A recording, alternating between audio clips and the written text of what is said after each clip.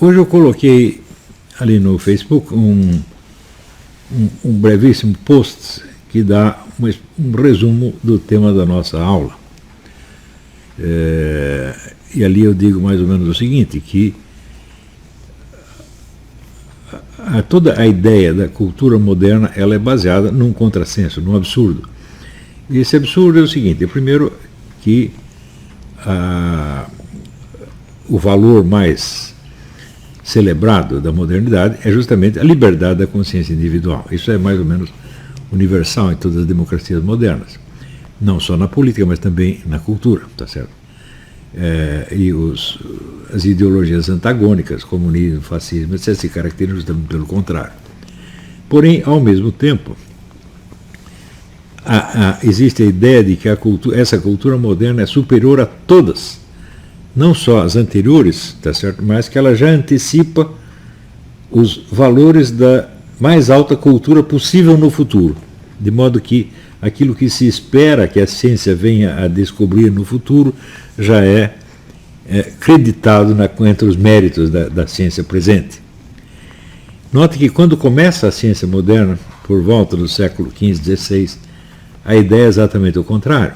Vemos ali os pioneiros da ciência moderna, como John Dee, por exemplo, certamente o maior de todos, né? Você tem uma série de gênios ali entre John Dee e Isaac Newton, que são praticamente os criadores da ciência moderna.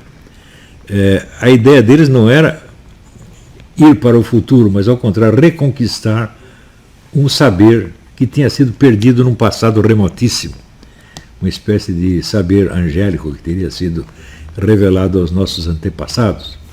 Essa ideia percorre toda a cultura desses dois séculos, e especialmente a do John Dee. John Dee, com o auxílio de um médium, o vidente amigo dele, que se comunicava com anjos e que recebia deles mensagens no que teria sido a linguagem primitiva da humanidade, a linguagem do Éden. Né? E ele, com base nisso, ele fez muitas previsões e de fato fez muitas descobertas científicas. E ele acreditava, antecipando um pouco Galileu, ele acreditava que os anjos poderiam comunicar este saber oculto aos homens através de uma linguagem puramente matemática, quer dizer, a matemática seria a linguagem de Deus nesse caso, ou a linguagem dos anjos, pelo menos. No curso dos séculos, à medida que a cultura moderna vai se afirmando, surge, ao contrário, a ideia da ciência futura, quer dizer, a ciência deve alcançar um patamar de perfeição que nos dará a explicação total do cosmos, né? Ora, todo mundo sabe que esse patamar não foi alcançado, provavelmente não será jamais. Porém, a cultura presente, como ela já representa o valor dessa ciência futura, ela já se apresenta como a cultura superior de todas, muito superior a todas do passado. Tá certo? Mas essa superioridade é baseada numa comparação. Por exemplo, se da ciência passada, visada por John Dee e outros, nós temos vários indícios bastante eloquentes. Se você pegar, por exemplo, né, o templo de Luxor, né, estudado por aquele arqueólogo polonês, Svaldo de Lubitsch, no livro Le Temple de l'Homme, um livro em 3 volumes, um clássico, né? Você vê ali que os egípcios tinham uma ciência que ultrapassa até a nossa compreensão de hoje. Se você olhar várias construções antigas, você vê que eles têm uma técnica que ultrapassa qualquer coisa que nós possamos conceber hoje em dia. Então, exemplo de uma ciência antiga altíssima e que foi perdida, nós temos. Agora, da ciência futura, o que nós temos? Não temos nada, temos apenas uma conjectura e uma esperança.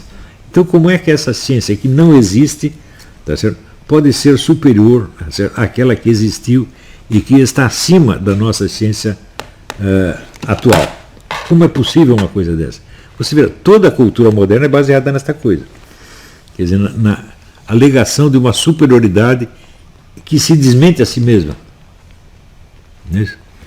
Também, não só a relação da ciência com o tempo é aí uma relação paradoxal e absurda, mas a relação dela com a liberdade de consciência, porque se a ciência moderna é o ápice do conhecimento humano, tá certo? E quem quer que se ponha contra ela em qualquer aspecto é um marginal, um louco, não é isso? Alguém que deve ser expelido da comunidade humana. Então isso quer dizer que a liberdade da consciência individual fica abolida pela mesma cultura que a proclama. Ou seja, ninguém pode ter uma atitude crítica perante a cultura do presente. Ela é proibida. Quer dizer, essa cultura que afirma o valor supremo da consciência individual, no mesmo instante afirma o seu valor supremo, que não pode ser contestado pela consciência individual. Se você pensar bem, todos os dramas da modernidade estão contidos nisso aqui, todos eles derivam deste absurdo. Você vê aqui a presunção, vamos dizer, da classe acadêmica, científica hoje é demencial, é realmente demente, se você olhar sobre esse aspecto. Quer dizer, se vocês são tão superiores assim, então, por favor, me expliquem a ciência egípcia, não é isso? Me expliquem esses inumeráveis templos da antiguidade, construídos com técnicas que nós não conseguimos nem mesmo compreender, quanto mais imitar, não é isso? Provem a sua superioridade em vez de apenas arrotá-la como uma presunção. Eles não podem fazer isso. Tá certo? Ninguém pode se proclamar superior a um conhecimento que ele mesmo confessa que não entende. Se ele não entende, ele está inferior a esse conhecimento, não é isso? Então, o senso de inferioridade da cultura moderna é compensado por, vamos dizer, proclamações de superioridade absolutamente dementes. E isto é normal. E isto fez justamente da classe universitária a mais presunçosa e opressiva que já existiu no mundo. Não é isso? Eu sempre soube que era assim, mas eu não imaginava, vamos dizer, a extensão do problema. Eu não imaginava assim a extensão da autoridade presuntiva da camada científica universitária moderna. Hoje eu vejo que é uma coisa totalmente demencial. Eu vejo pelo meu próprio exemplo, pelo que aconteceu comigo. Essa semana eu recebi, por exemplo, a cópia do trabalho universitário feito pelo Sr. Mark Sedgwick, né? Que ele, assim, é o tradicionalismo no Brasil. Citou o tradicionalismo de Guénon e Chuon. Digo, muito bem. Eu acho que todo mundo sabe que eu já várias vezes declarei que a minha obra filosófica começa a partir de 1985. Né? E que tudo que eu escrevi antes era um material jornalístico. 95. Né? Eu disse, tudo que eu escrevi antes era material jornalístico, ele refletia etapas do aprendizado, mas não tinha, vamos dizer, um sentido autoral. Não estou dizendo, isto é a minha filosofia. Não é nada, eu nunca disse isso.